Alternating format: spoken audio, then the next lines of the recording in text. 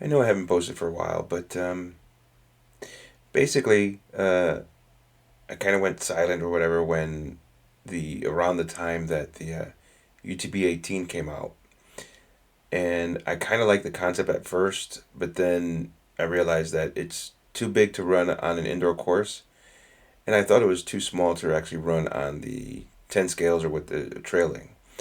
So I decided to build a Micro Capra. This one is actually 3D printed. I'm using FMS FCX24 axles because I wanted to keep portal axles.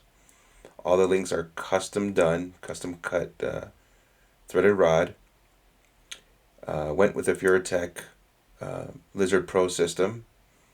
Put Enduro brass on all corners. Modified the chassis a little bit so I can do replaceable batteries. And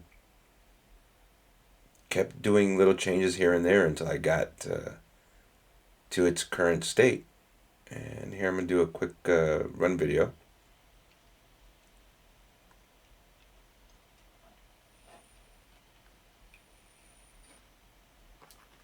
And as you can probably see, I'm crawling over a set of UTB18 tires.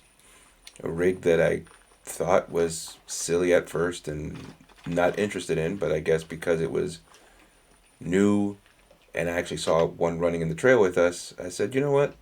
Let me give it a shot. Let me give it a try. And I picked one up. And it was actually a little impressive when I first got it. I was impressed with how it handled the trails. Um, but being me, it didn't stay stock long. First, it started with wheels and tires, then it hardcore links and deluxe shocks. Then I went with the Markcore chassis, and this is it in its current state. A little crazy. Um, so let me give you a quick walkthrough.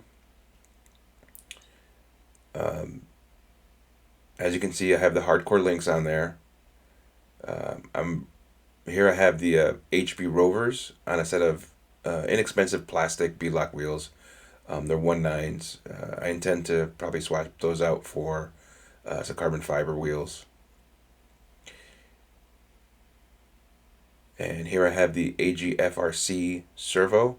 It's a 19 kilogram servo. It's actually pretty good, inexpensive, and it works well. Um, and as you can see, I have the Trio knuckles as well as the Trio portal weights.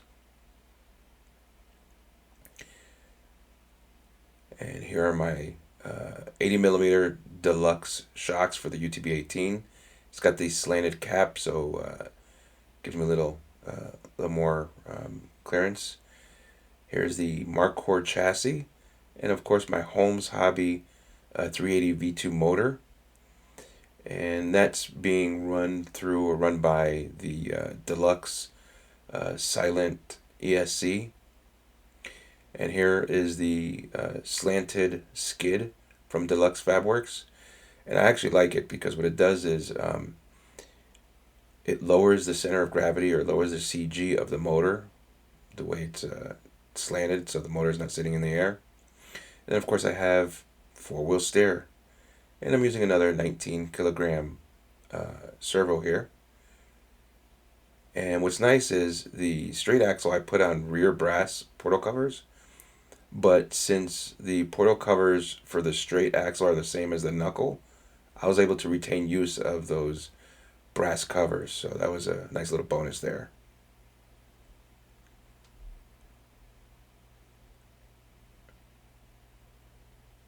And I'm probably not done.